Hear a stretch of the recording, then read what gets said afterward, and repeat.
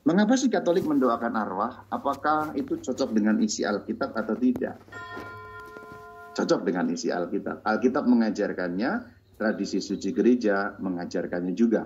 Kalau kita membaca KGK 1032, yaitu Katekismus Gereja Katolik, kita tahu di sana sudah sejak zaman dahulu gereja menghargai peringatan akan orang-orang mati dan membawakan doa dan terutama kurban ekaristi untuk mereka. Mereka maksudnya orang-orang yang sudah meninggal. Berarti untuk arwah, supaya mereka disucikan dan dapat memandang Allah dalam kebahagiaan. Jadi kalau kita ditanya, boleh nggak mendoakan orang mati? Boleh. Kenapa kok boleh? Karena itu merupakan ajaran gereja sejak zaman kuno. Saya beritahu saudara-saudari, kurban misa, perayaan ekaristi, misa, itu sudah dirayakan sejak zaman para rasul. Artinya, doa ekaristi atau di Indonesia yang kita sebut sebagai doa syukur agung, itu lebih tua daripada Alkitab. Ketika orang Kristen belum punya Alkitab, orang Kristen sudah mendoakan orang mati di dalam setiap perayaan ekaristi. Karena rumusan doa dalam doa ekaristi atau doa syukur agung itu selalu memasukkan doa untuk orang mati. Jadi para arti mendoakan mereka yang telah meninggal. Kalau orang-orang yang nggak ngerti tentang arah gereja, lalu kemudian nggak ngerti mengenai tradisi suci, terutama bagaimana perkembangan iman Kristen itu, orang akan ngawur, Alkitab nggak bilang begitu, berarti mendoakan orang mati itu salah. Ya nggak salah.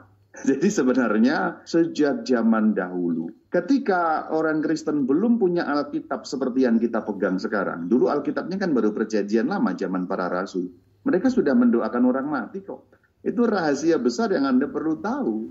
Nah kemudian tujuannya apa sih mereka disucikan? Jadi tujuannya agar orang yang sudah mati itu disucikan. Nanti kita akan pelajari lebih dalam kalau kita mempelajari rute orang mati dan kemudian mempelajari terutama soal purgatorium. Sehingga menjadi jelas maksudnya apa disucikan.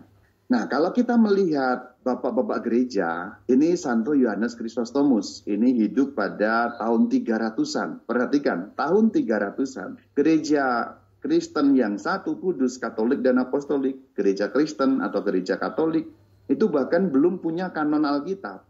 Tetapi sudah mendoakan orang mati. Lihat, ini perkataan Bapak Gereja Yohanes Chrysostomus. Jangan kita bimbang untuk membantu orang-orang mati dan mempersembahkan doa untuk mereka. Ini Bapak Gereja loh. Ini yang ajarannya nyambung sampai zaman para rasul. Jadi sebenarnya para Bapak Gereja itu melanjutkan ajaran para rasul. Maka kalau ada sekarang orang menentang kita mendoakan orang mati, itu sebenarnya tidak sama dengan ajaran para rasul. Lalu pedomannya hanya itu ayatnya di mana? Nggak ada ayatnya. Ya Alkitab sendiri juga nggak ada ayatnya sebenarnya kalau kita mau sejujurnya lurus ajarannya. Kalau kita melihat dalam Alkitab juga ada ayatnya meskipun secara tidak langsung. Kita lihat dalam surat Roma 8 ayat 38 sampai 39. Jadi sebenarnya Rasul Paulus memberi satu alusi meskipun tidak secara langsung bicara mengenai mendoakan orang mati. Tapi di sini Rasul Paulus memberitahu kita tidak terpisah loh dengan yang mati itu.